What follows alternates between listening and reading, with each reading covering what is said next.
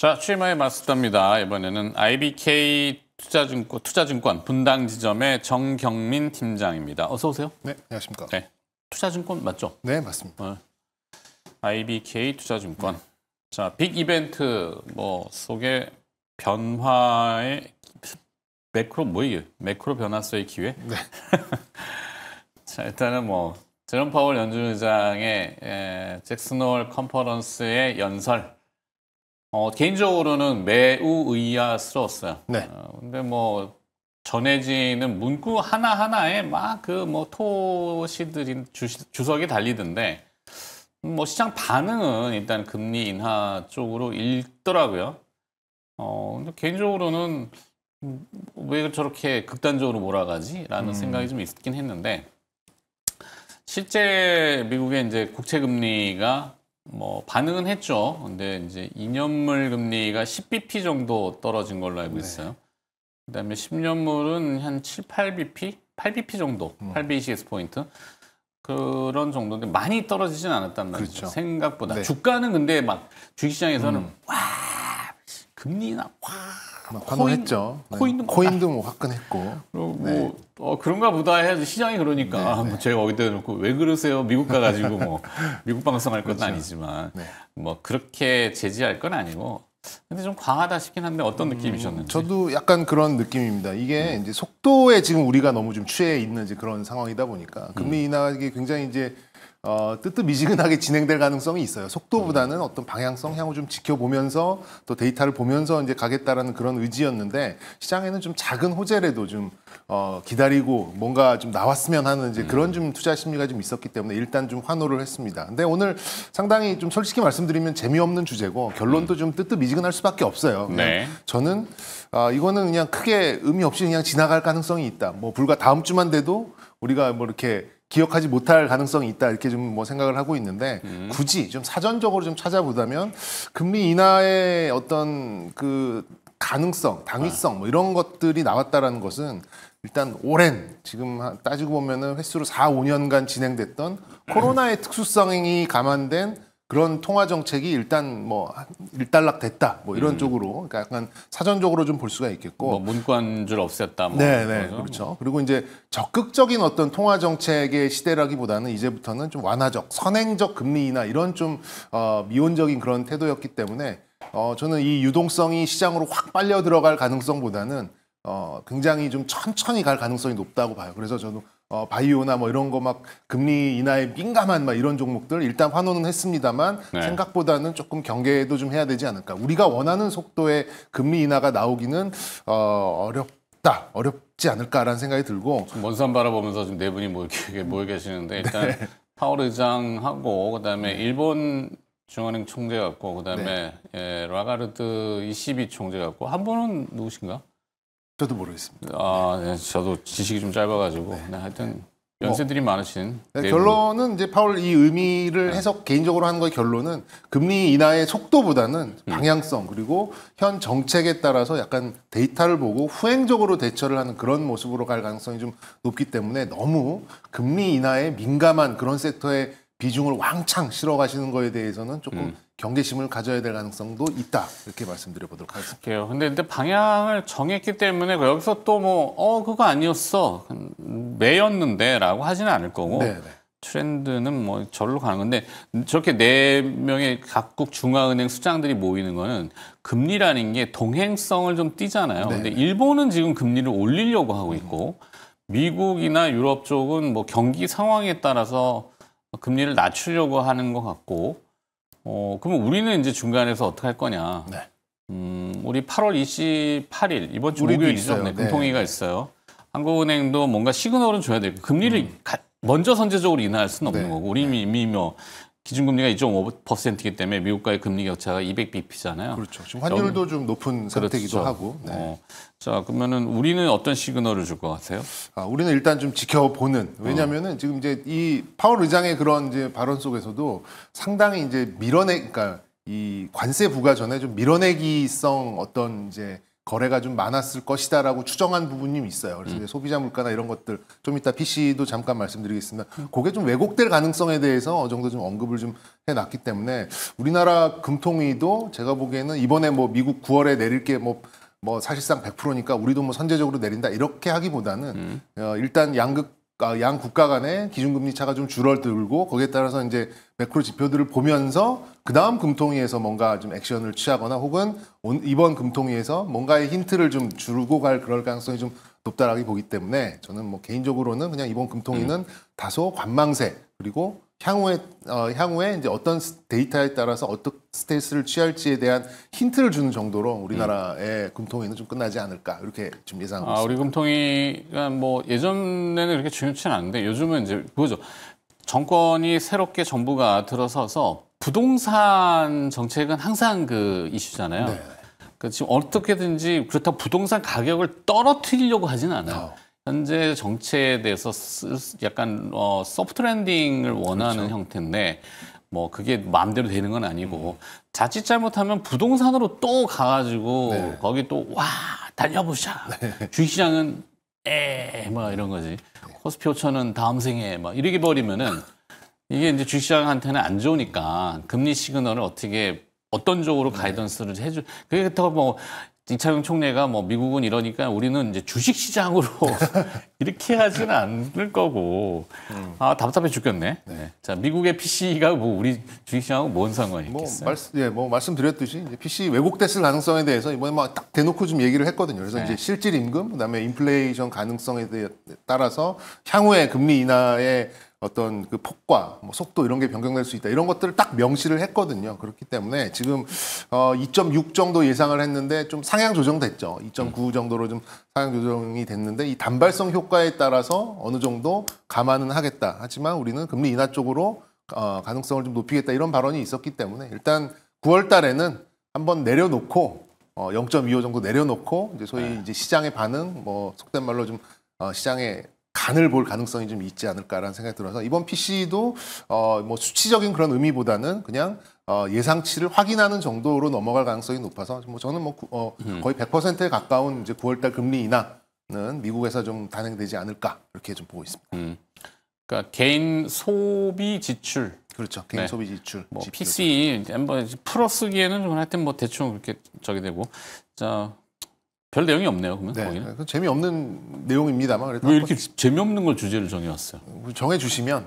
제가? 네. 제가 정하는 건 아니고. 자, 한미 정상회담 앞에 또 다뤘는데, 네. 자, 내일 아침에 또 뭐 나오겠죠. 네. 뭐 워낙 이 변죽을 많이 올려놔가지고 뭐 별게 있을까요? 뭐 지금 시장에서 그냥 인지를 하고 있는 것 같아요. 뭐 크게 뭐 바뀌지 않고 뭐 조선 원전 뭐 이런 쪽에서 좀 나오고 있는 것 같고 추가적으로 좀 본다 그러면 이제.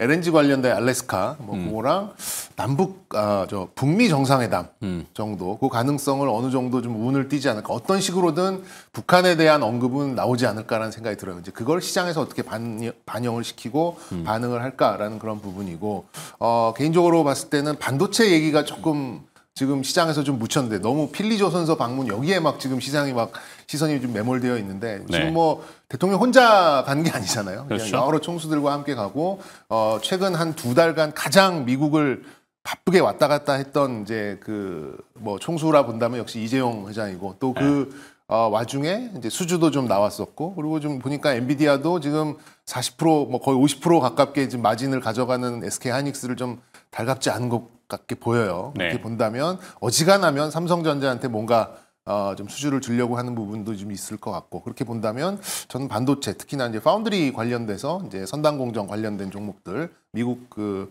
댈러스 쪽에 있는 팹 관련된 전공정 종목들이 이번 좀 정상회담 끝나고 뭔가 좀 괜찮은 뉴스가 좀 나오지 않을까 생각이 들고 이거는 뭐 절반 정도는 좀 호재일 수도 있고 절반 정도는 악재일 수도 있겠는데 주한미군에 대한 축소 지금 주일 미군과 주한 미군 뭐 저 이제 밀리터리 관심이 많다 보니까 주한미군은 지금 이제 한쪽으로 거의 뭐 평택 쪽으로 좀 몰아가서 조금 축소하고 그리고 이제 가장 최일선의 어떤 이제 무기 체계들도 조금 줄여가는 이제 그런 상황이고 그게 어떤 이제 시그널을 준 건지는 뭐 한미 정상회담이 끝나봐야 뭐 끝나고도 뭐 모를 수도 있겠습니다만 반대로 주일 미군에 대한 그 뭐 여러 가지 이제 규모나 또 무기 체계의 뭐 확충 이런 것들 보면은 한국은 줄이고 일본을 늘리는 이제 그런 흐름으로 좀 가고 있거든요. 요게 대한민국 뭐 방위 산업이 워낙 발전하다 보니까 너희들이 알아서 할 수 있으니 우리가 이제 최소한만 할게 이런 쪽으로 가는 건지 아니면 방위비 협상을 또 유리하게 하기 위해서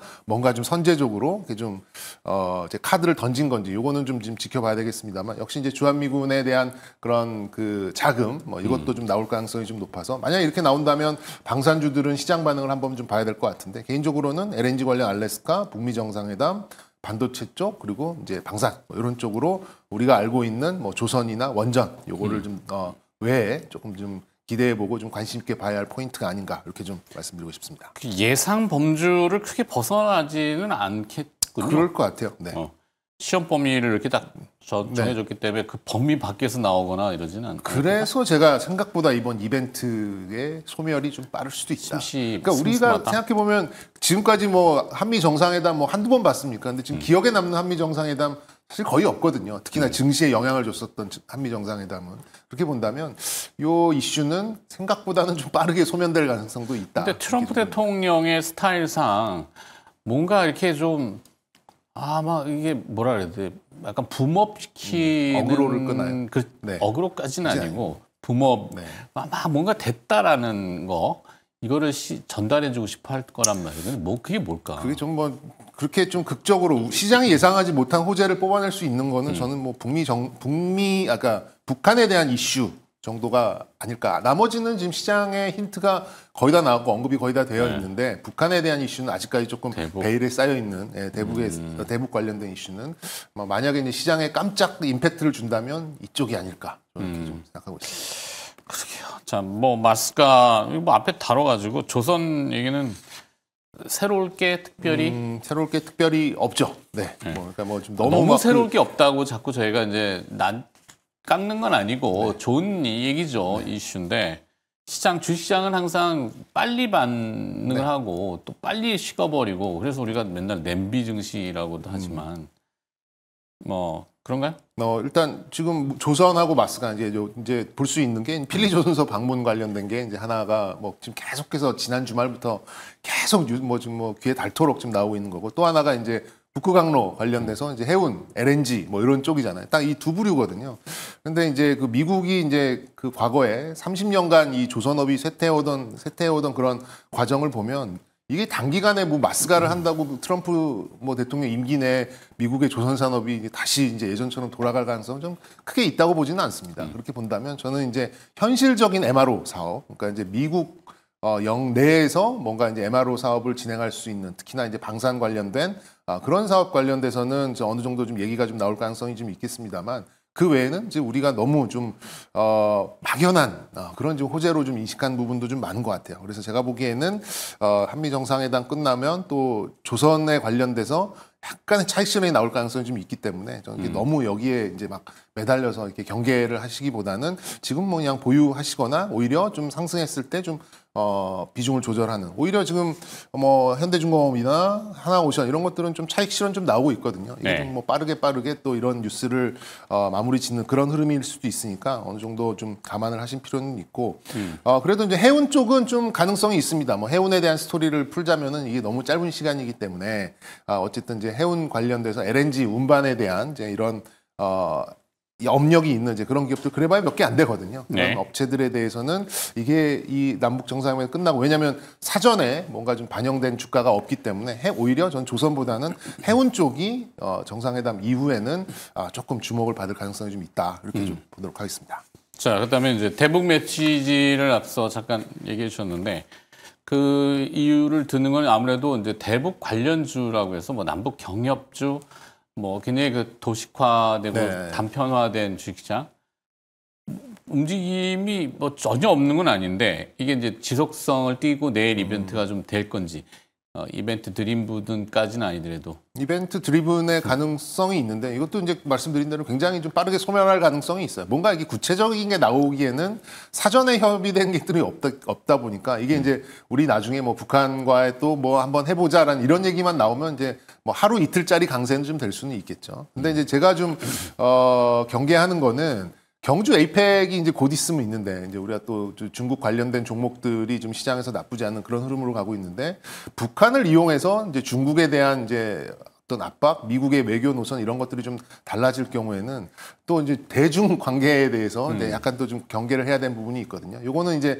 대중 소비주의 그런 영향은 좀 추후에 좀 지켜봐야 될 그런 부분이 좀 있겠습니다만 주식시장 말씀드린 대로 경협주는 이제 깜짝 하루 이틀짜리의 강세, 우선순위가 지금 놓여 있는 이제 그런 주제는 아니기 때문에 주식시장 영향력은 조금 떨어질 가능성은 있다. 하지만 만약에 이제 어느 정도의 의제까지는 아니어도 이게 좀 이슈화 될 경우에는 정말 좀 하루 이틀에 아주 강한 이제 그런 흐름은 충분히 예상해 볼 수 있으니까 큰 뭐 이렇게 비중을 실다기보다는 그냥 손절 정해놓고 익절 정해놓고 뭐 이렇게 민감도 있는 그런 종목들의 좀 단기 매매 이런 정도는 뭐 좀 충분히 이용해 볼 수 있는 그런 포인트는 있다 말씀드려보고 싶습니다. 네.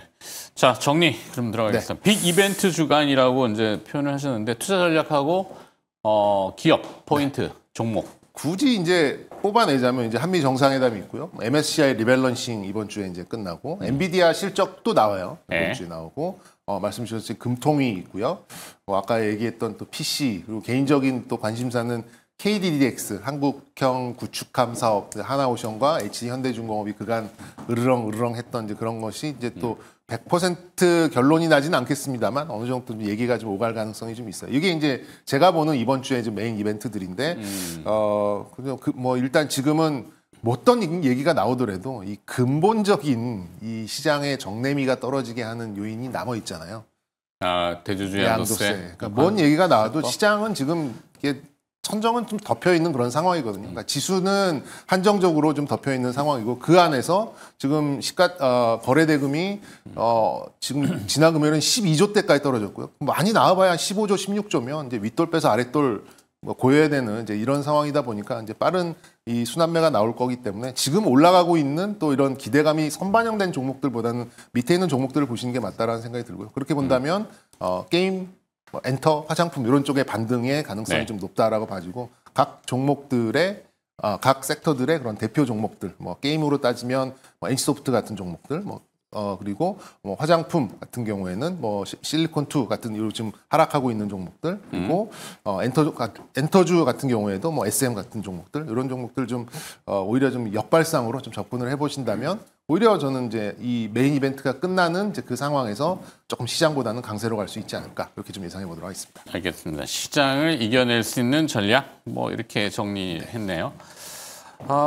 오늘은 좀 심심했어요. 뭐 그래서 제가 이제 밑밥을 먼저 깔고 재미없는 주제고 뻔한 주제다. 그러게. 시청률 떨어지면은 하여튼 뭐 IBK 투자증권 분당 지점 정경민 팀장이었습니다. 고맙습니다. 네, 감사합니다.